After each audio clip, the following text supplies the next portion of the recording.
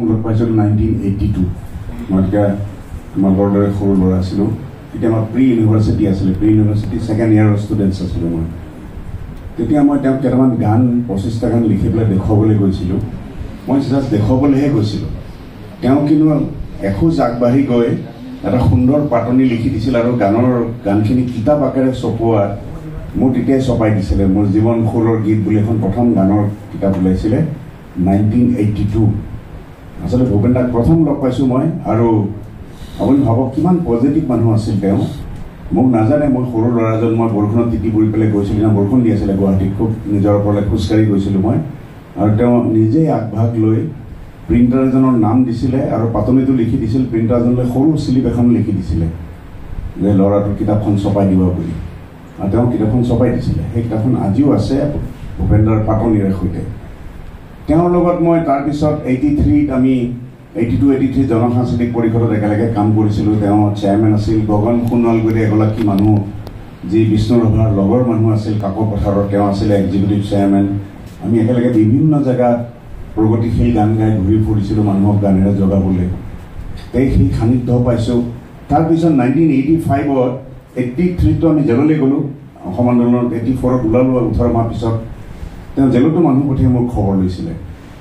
85ত মোৰ জীৱনৰ মই ইতিমধ্যে ৰেডিঅ'ত গান গাইছোঁ 1982ৰ পৰা 85ত তেওঁ এটা গান লিখি মোক গাবলৈ দিলে শ্বহীদ প্ৰণাম তোমাক শ্বহীদ প্ৰণাম তোমাক লুইতৰ পাৰৰে তুমি ডেকা ল'ৰা তুমি এইটো বুকু পাতি দিলা ভাৰতীৰ নুমলী জীক বচাবলে তুমি এইটো মৃত্যু বৰিলা 1985ৰ মোৰ জীৱনৰ প্ৰথম ৰেকৰ্ডিং তাৰপিছত মই তেতিয়া বৰ্ণ বৈষম্যবাদ খুব চলি আছিল আফ্ৰিকাত মই বৰ বিৰোধী আছিলোঁ সৰু কালৰে পৰা সেই বৰ্ণ বৈষম্যৰ বিৰুদ্ধে মই এটা গান লিখিছিলোঁ মই তেতিয়াও সৰু ল'ৰা দেই আপোনালোকতকৈ তোমালোকতকৈ অকণমানহে ডাঙৰ হৈছিলোঁ মোক এজন বগা মানুহ দিয়া যাৰ ৰক্ত বগা ভূপেন দাক দেখালোঁ ভূপেন দাক আমি দুটা দ্বৈত কণ্ঠত গাম দ্বিতীয় কেছেটত মই দ্বৈত কণ্ঠত একেলগে গালোঁ মোক এজন বগা মানুহ দিয়া যাৰ ৰক্ত বগা একেতে মঙহে গঢ়া প্ৰেম প্ৰীতিতে হৃদয় ভৰা সেই মানুহক কিয় তুমি ভিন্ন কৰা ভেদাভেদ সৃষ্টি কৰা মানৱ প্ৰেমত আছে মোৰ মই সদায় মানৱ প্ৰেমী কিন্তু এইটো মিন নহয় যে মোৰ নিজৰ জাতি বিপদত ঠেলি দি মানৱ প্ৰেম দেখক প্ৰথম নিজৰ জাতি তাৰপিছত ভূপেন দা আমি শ্বিলঙলৈ আমি ভূপেন দা সৰু ল'ৰা দৰে আছিল আমি দুটাই প্ৰায় ড্ৰাইভ কৰি শ্বিলঙলৈ যাওঁ ভূপেন দাৰ প্ৰথম গাৰ্লফ্ৰেণ্ড যদি শ্বিলঙত আছিল সেইকাৰণে ভূপেন দা শ্বিলং গ'লে মানুহজন ৰোমান্টিক হৈ যায় পুৰণা কথাবিলাক মনত পৰে তেওঁ এতিয়াও জীয়াই আছে কলিকতাত ইনফেক্ট এদিন কলিকতাত আসাম ভৱনৰ পৰা নামি আহোঁতে ভূপেনে মোক দেখুৱাই দিছে এই চোৱা বন্দনা বৰে কিমান ধুনীয়া হৈ আছে এতিয়া চ' হি ৱাজ ভেৰি ৰোমেণ্টিক দেই তাতে এজন মোৰ বন্ধু অমিয় ভট্টাচাৰ্যী বুলি তেওঁ ঢুকালে এক্সিডেণ্ট হয় অসম আন্দোলন খুব সক্ৰিয় কৰ্মী আছিলে অমিয় এটা গান আনি দিলে কিনোদিন পৰিলে আজি ভূপেন দাই সেই গানটো 60 চনতে ৰেকৰ্ড কৰিছিলে তাৰপিছত ঘূৰি আহি মোৰ দ্বিতীয়টো এলবামত ভূপেন দাই মই এতিয়া জ্যোতি চিত্ৰবনৰ প্ৰথম ৰেকৰ্ডিং কৰিছোঁ কিনোদিন পৰিলে আজি তেনেকৈ আহি তেওঁৰ চিৰাজ চিনেমাখনত মই এচিষ্ট কৰিলোঁ তাৰপিছত হিন্দী চিনেমা দমনখন আমাৰ ইয়াতে শ্বুটিং কৰিছিলে ইয়াত মই দমনৰ ক্ৰিয়েটিভ প্ৰডাকশ্যন এডভাইজাৰ আছিলোঁ তেনেকৈ ঢেৰ কাম কৰিলোঁ লাষ্টত আমি ইংৰাজী গান কিছুমান অসমীয়া কৰি পেলাই শেষ এলবাম জীৱনত ভূপেন দাৰো জীৱনৰ শেষ এলবাম আৰু তেওঁৰে মোৰ শেষ এলবাম 2005ৰ ডিচেম্বৰত ওলাইছিলে 6ত তেওঁৰ হাৰ্ট এটেক হ'ল গান গাব নোৱাৰিলে আৰু আমি একেখন নাৱৰে যাত্ৰী তেওঁ লিখিছিলে সেইটো মই দুটা গান লিখিছিলোঁ Buffalo soldier in the heart of America অজে অসৈনিক নোপোৱা খিনিৰ বাবে আৰু এটা বিখ্যাত গান নিশ্চয় চাহাবতে শুনিছে নিশ্চয় কে চেৰা চেৰা দৰিছ ডেলৰ 1950ত খুব জীৱনমুখী গান লিখিছিল কে চেৰা চেৰা এইটো মই এটা স্পেনিছ শব্দ যি হ'বলগীয়া আছে এজনী ছোৱালীয়ে মাকক সোধে সৰুতে যে মই ডাঙৰ হ'লে ধনী হ'ম নে ধুনীয়া হ'ম মাকে ক'লে কে চেৰা চেৰা মানে যি হ'বলগীয়া আছে ভৱিষ্যত কাৰো হাতত নাথাকে সেই গানটো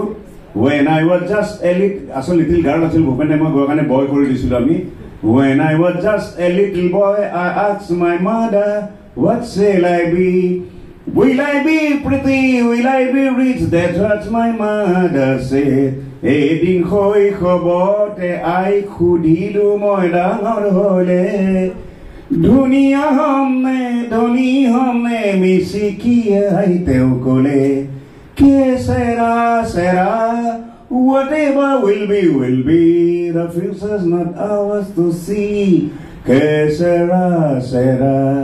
ভবিষ্যৎ কোনে জানে que será será এই গানখিনি যিখিনি আপোনালোকে আজি দেখিলে 83 84ত তেওঁ দুটা এলবাম কৰিছিল খুৰিয়া সেউজী বননিৰ খুৰিয়া গীত বুলি সেই গানখিনি লৈ মই আপোনালোকে মোৰ মাতটো শুনিছে ভূপেনৰ মাতটো শুনিছে প্ৰথম গানটো মই গাই দিছিলোঁ কলঘৰৰ ধুৱাই আৱৰি ধৰিলে বুলি সেইখিনি আৰু তেনেকৈ ধাৰা বিৱৰণী কমেণ্ট্ৰি মই লিখি গাই দিছোঁ তেনেকৈ ডিজাইন কৰিছিলোঁ যদিও চিফ মিনিষ্টাৰে এখন চিঠি লিখিছিলে গোটেই ভোটাটো কিন্তু ডক্টৰ মিশ্ৰ আৰু মই তেওঁ যদি আমাক আশীৰ্বাদ কৰি থাকে আৰু আমাক যদি সহায় সহযোগ কৰে আমি এটা আন্দোলন সৃষ্টি কৰিব খুজিছোঁ বিশেষকৈ ষ্টুডেণ্টছবিলাকৰ মাজত আমি এতিয়া কলেজ কৰি আছোঁ তাৰপিছত স্কুললৈ যাম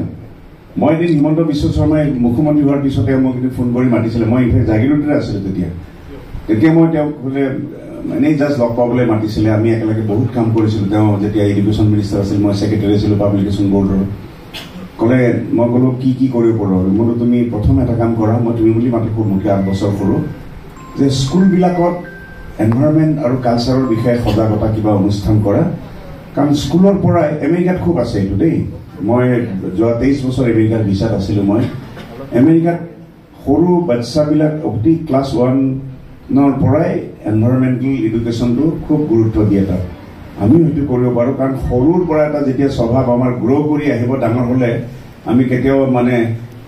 চিপছ খাই পেলাই আমি ৰাস্তাত পেলাব নোৱাৰোঁ মোৰ ছোৱালীয়ে এটা পেলাব নে মোকে মই কেতিয়াবা ভুলত পেলাওঁতে গালি পাৰে গাড়ীখন ৰখাই মই উঠাই লৈ আহিব দিয়ে মানে সৰু ল'ৰা ছোৱালীবিলাকে এই পৃথিৱীখন বচাব লাগিব তাকে মই কামনা কৰিলোঁ পুনৰবাৰ প্ৰিন্সিপাল চাহাবক ধন্যবাদ জনাইছোঁ মিশ্ৰ ডাঙৰীয়াটো সদায় ধন্যবাদৰ পাত্ৰ তেখেতক মই আমনি কৰি থাকোঁ সদায় গৈ কামৰ মাজত গৈ মই সোমাই দিওঁ ঘপকে গোটৰ ওপৰত দানা পৰাতে হয়তো মাজে মাজে তেওঁ ইৰিটেটো হয় কেতিয়াবা যি হওক মই মোৰ জীৱনটোৱে মই সদায় উৎসৰ্গা কৰিছোঁ গানৰ কাৰণে কেতিয়াও মই পইচাৰ কাৰণে ক'তো গান গোৱা নাই পইচা বিচাৰি মই গান গোৱা নাই কালি আমি 1000 আৰ্টিষ্টে গাবলগীয়া ৰাতি 12টাত ৰেকৰ্ডিং কৰি শেষ কৰিছোঁ কেতিয়াও পইচা বিচাৰা নাই নিজৰ পেট্ৰল খৰচ কৰিয়ে ঘূৰি ফুৰিছোঁ আৰু অসমৰ যিসকল